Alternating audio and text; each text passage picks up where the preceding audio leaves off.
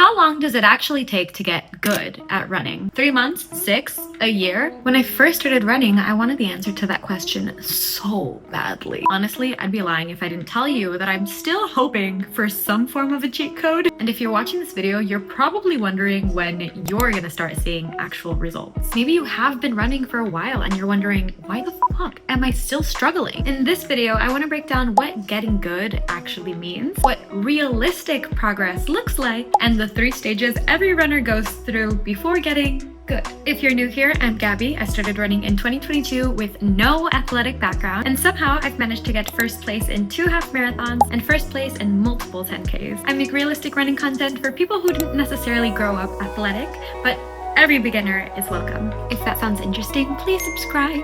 Part 1, defining good. Like, what does that even mean? When I say good at running, I don't necessarily mean running a 5-minute mile or qualifying for Boston, although both would be pretty cool. When I say good, I mean running consistently without feeling broken. You can pace yourself without going too fast, and you can hold a steady conversation while enjoying the paces. If you've been running for a couple of weeks and those 2 still feel pretty challenging, that's normal. That means you're probably in the earlier stage of the process. Part 2, the 3 stages of getting good. Stage 1 can be where people either start to quit or accept that they might not feel great forever because everything feels hard. Breathing, pacing, motivation, it's just like, no. Your body's learning to use oxygen in a way that it's never had to before. Plus, your muscles and your brain are learning to adapt with impact and rhythm. According to science, this is called neuromuscular adaptation. Basically, your body is learning a new language. I don't necessarily know if this will relate to everyone watching this video, but I know I've downloaded Duolingo a bunch of times and io no parlo italiano, that's all I know. Why is that relevant, you may ask? Because in this stage, 1, you're learning a new language, and 2, the goal isn't perfection, the goal is to stay consistent. Think about it as 3 runs a week, 15 to 30 minutes each, where you're not worrying about speed and you don't even have to make every run continuous.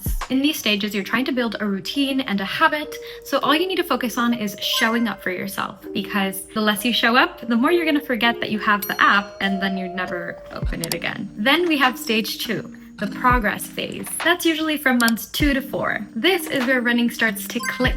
You start recovering faster, and you may actually even be able to talk during some of your easy runs. You'll begin to notice little wins, like finishing a route that used to feel impossible, or running without needing to stop. In this stage, you can start introducing a bit more structure, like adding 1 easy run, 1 workout run, and 1 slightly longer run, because this is also where your aerobic phase starts to build. Finally, we enter stage 3, the flow phase.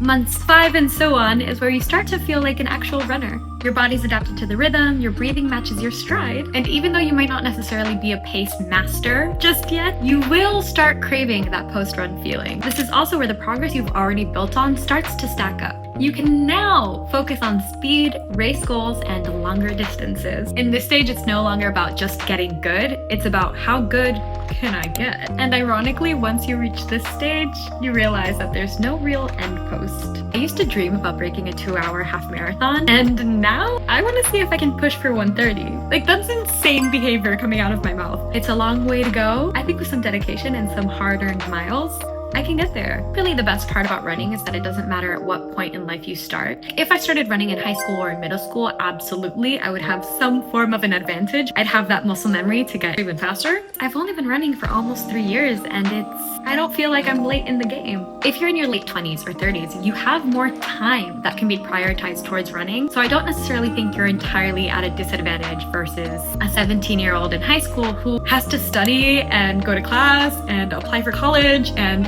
have a social life. Like, I don't have to worry about not going to the party.